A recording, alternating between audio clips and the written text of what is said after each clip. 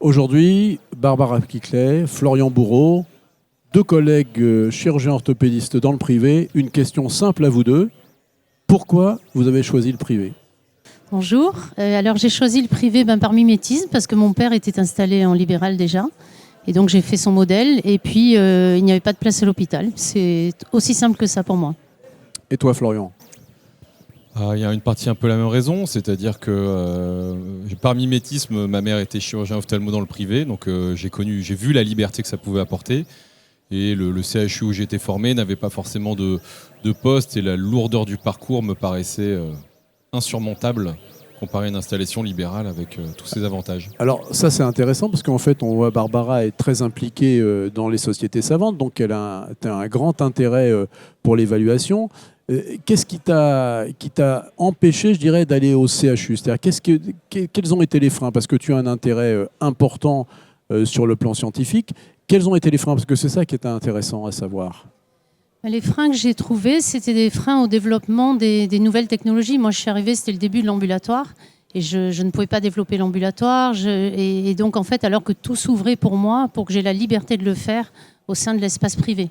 C'est vraiment. Et puis, surtout, je n'ai pas eu de poste. Donc, il fallait que je travaille. Aussi simplement que ça. Donc, en fait, il y avait aussi une forme de contrainte. Et toi, tu avais l'air de dire que qu'est-ce qui t'a vraiment empêché de faire une carrière hospitalière ? Tu avais l'air de dire le parcours est lourd. Mais de quel parcours tu parles ?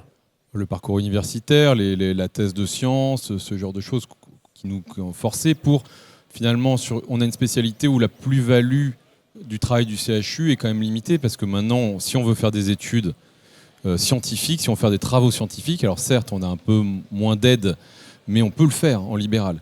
Et les patients sont tout aussi qualitatifs, hormis la chirurgie de la tumeur et éventuellement la chirurgie infectieuse, le reste, c'est quand même le même et on peut le faire à notre sauce. Mais alors, tu parles du parcours universitaire, mais on peut être praticien hospitalier à l'hôpital. On n'a pas besoin d'avoir une valence universitaire et le parcours n'est pas tout à fait le même. Il n'y avait pas de place. Au CHU, il n'y avait pas de place.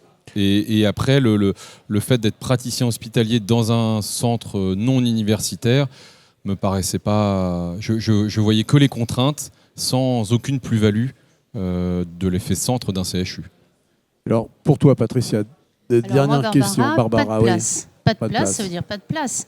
Et en fait, quand tu as fini tes études médicales, tu as quand même à peu près 32 ans, tu commences ta vie professionnelle, en fait. Donc, à un moment donné, il faut choisir. Et moi, c'est vrai que l'ouverture du privé était très facile pour moi, avec mon père qui était orthopédiste en plus. Donc, je suis rentrée dans la clinique où il était, dans le centre médical où il était. Ça a été très facile.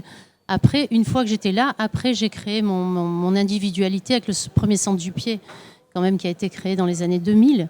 Et c'était un régal, en fait. Et puis, ce qui m'a toujours plu, c'est ma liberté d'horaire, ma liberté de décision, de technique que je fais. Être mon propre maître, ça, pour moi, c'est très important. Merci beaucoup à tous les deux. Merci.